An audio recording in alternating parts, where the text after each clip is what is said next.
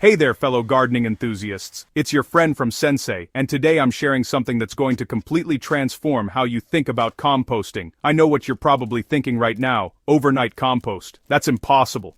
Trust me, I had the same skeptical reaction when I first heard about this method, but after testing it extensively in my own garden and seeing the incredible results, I knew I had to share this game-changing technique with you. We've all been there, staring at those massive piles of autumn leaves, knowing they're gardening gold but also knowing traditional composting takes months of patience, turning, and waiting. What if I told you there's a way to speed up this process so dramatically that you can have usable compost material in as little as 24 hours? No expensive activators, no harsh chemicals, just a brilliant combination of everyday ingredients that work with nature's own processes. Before we dive into the actual recipe, let's talk about what's really happening here. Traditional composting relies on microbial activity breaking down organic matter, and this process typically takes anywhere from 3 months to a year. The secret to accelerating this timeline isn't magic, it's understanding what microorganisms need to work at peak efficiency. Microbes require 3 essential elements to thrive: nitrogen for protein synthesis, carbon for energy and moisture to facilitate chemical reactions. Dry leaves are incredibly carbon-rich but desperately lacking in nitrogen and moisture. This imbalance is exactly why a pile of dry leaves left alone will take forever to break down. By introducing the right nitrogen sources and creating optimal moisture conditions, we're essentially creating a microbial paradise where decomposition happens at warp speed. The temperature is another crucial factor. When microbes work efficiently, they generate heat, lots of it. A properly activated compost pile can reach temperatures of 130 to 160 degrees Fahrenheit within hours. This heat not only accelerates decomposition but also kills weed seeds and potential pathogens, giving you cleaner, safer compost. Here's where things get exciting. This method relies on 3 readily available ingredients that you probably already have access to. The first is fresh grass clippings or any green plant material. This provides the nitrogen punch your carbon-rich leaves desperately need. The ratio we're aiming for is roughly 3 parts leaves to 1 part green material, though don't stress about being perfectly precise. The second ingredient is something you might not expect: coffee grounds. Yes, those used grounds from your morning brew are composting superstars. Despite their dark color, coffee grounds are actually considered green material in composting terms, meaning they're nitrogen-rich. They also have the added benefit of attracting beneficial worms and promoting bacterial growth. If you don't drink coffee, reach out to your local coffee shop. Most are happy to give away their used grounds for free, because otherwise, they're just taking up space in their trash.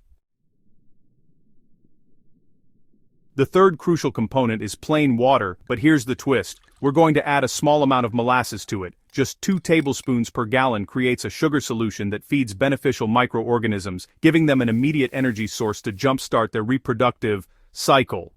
This population explosion of helpful bacteria is what triggers the rapid decomposition process. Now let's get practical. Start by shredding or chopping your dry leaves. This isn't absolutely necessary, but breaking them into smaller pieces dramatically increases the surface area available for microbial action. If you have a lawnmower with a bag attachment, simply run over the leaves a few times. The smaller the pieces, the faster the process works. Create your pile in layers, almost like you're making lasagna. Begin with a layer of shredded leaves about 6 inches deep. Add a generous layer of grass clippings or green material roughly 2 inches thick. Sprinkle a thin layer of coffee grounds over this. Repeat these layers until you've used all your materials or reached a pile height of about 3 to 4 feet. Size matters here because smaller piles won't generate enough heat, while larger ones can become anaerobic in the center. Here's where the magic really happens. Mix your molasses into water until it's fully dissolved, then slowly pour this solution over your pile as you build it. You want everything thoroughly moistened but not waterlogged. Think of a wrung-out sponge, damp throughout, but not dripping. This moisture level is absolutely critical. Too dry and the microbes can't function. Too wet and you'll create anaerobic conditions that smell terrible and slow everything down. Once your pile is built and moistened, it's time to create the conditions for maximum microbial activity. Cover your pile with a tarp or old blanket. This serves two purposes. It retains the moisture you've just added and traps the heat that's about to be generated. Within just a few hours, you should be able to feel warmth emanating from the pile. By the next morning, if you dig into the center, you might even see steam rising. At the 12-hour mark, give your pile a good turning. Use a pitchfork to move the outer material toward the center and the center material to the outside. This reintroduces oxygen, which the microbes need to continue their work efficiently. After turning, re-moisten any dry spots and cover again. The temperature will spike once more after this turning. By the 24-hour point, you'll notice something remarkable. Your leaves won't look like fresh compost yet, but they'll be dark, crumbly, and significantly broken down. The volume will have reduced by nearly half. At this stage, the material is perfect for use as a mulch layer around plants, or for digging into garden beds where it will continue breaking down while enriching your soil. Sometimes things don't go perfectly, and that's okay.